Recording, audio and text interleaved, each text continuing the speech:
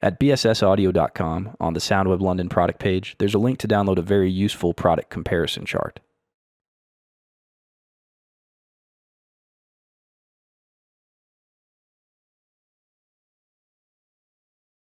It's something I'll be referring to throughout this discussion. There are 19 products listed there and numerous features which they do or do not support. One of the strengths of Soundweb London is the sheer number of different products you can choose from, because this basically allows you to buy only the features you need.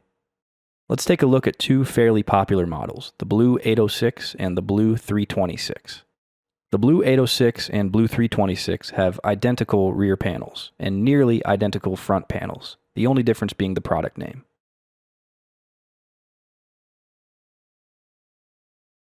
The only other difference is internal. The Blue 806 has DSP chips for audio processing, while the Blue 326 does not. More on that concept later. Let's take a look at the rear panel connectors, moving from right to left. These 4 I/O card slots, labeled A, B, C, and D, are found on any device with the custom I/O feature. Each slot can accommodate any of 6 available cards: the analog input card, the analog output card, the digital input card, the digital output card, the acoustic echo cancellation input card, and the telephone hybrid card. Each card is a 4-channel card, therefore there can be up to 16 channels of audio flowing through these card slots.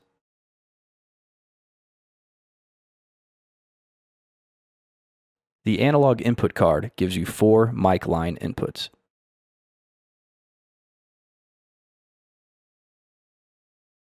Each of the 4 inputs has an individually adjustable pre-analog to digital conversion microphone preamp. If you have a line level source, just leave the preamp gain at 0 dB. If you have a microphone, apply an appropriate amount of gain to bring the mic up to line level. Each of the 4 inputs also has individually adjustable true 48-volt phantom power.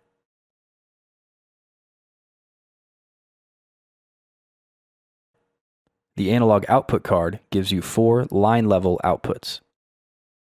Connect these to any line-level destination, such as the inputs on a power amplifier, or a powered speaker, or an analog recording device, or a wireless headphone transmitter, or a mixer, or a set of low-impedance headphones, etc.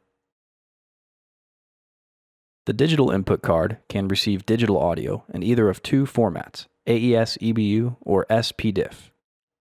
With each format, one physical cable carries 2 channels of digital audio, commonly referred to as a stereo pair.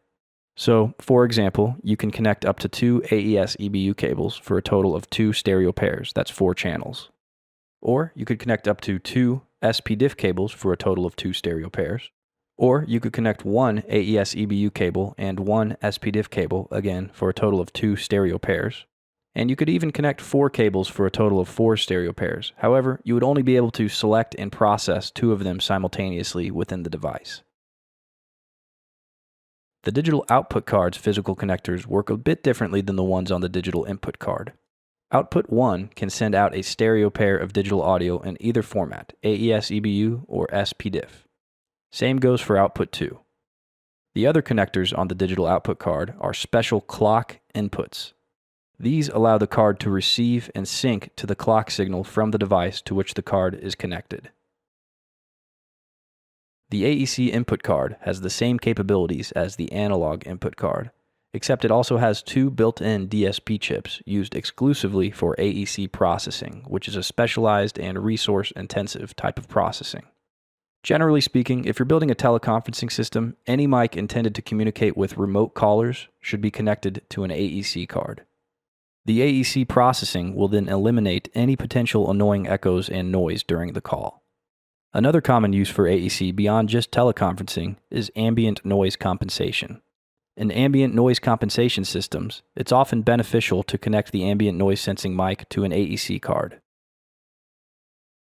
Within the software, each input gets split after the preamp and A to D conversion. One split, called the AEC path, goes through AEC, noise cancellation, and automatic gain control. The other split, called the dry path, bypasses all processing. The dry path is ultra-low latency and therefore useful for sending the mic to local speakers within the room for local sound reinforcement. The dry path is identical to a standard analog input.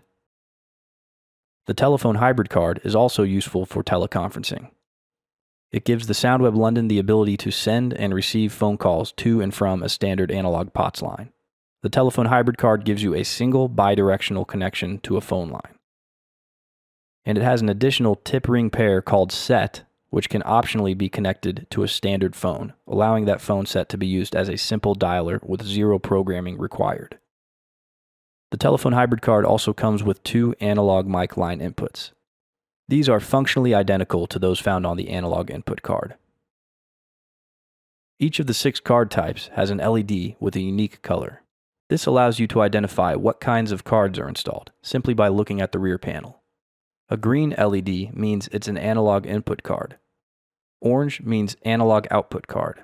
Blue means digital input card. Red means digital output card. White means AEC input card. And a yellow LED means it's a telephone hybrid card. Card type indication also exists on the front panel, where each of the 4 card slots has its own dedicated information section. Let's zoom in on the section for card slot A. Here are the card type indicators. This means an analog input card is installed into card slot A. This means an analog output card is installed into slot A. This means a digital input card is installed into slot A.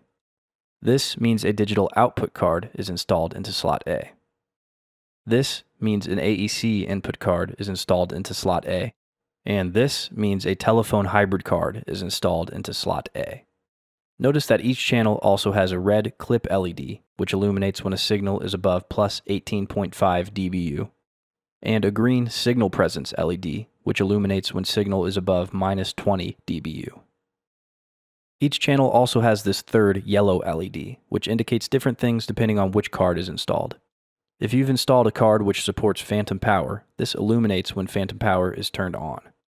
Or if you've installed a digital input card or digital output card, this illuminates when the digital audio has proper clock sync.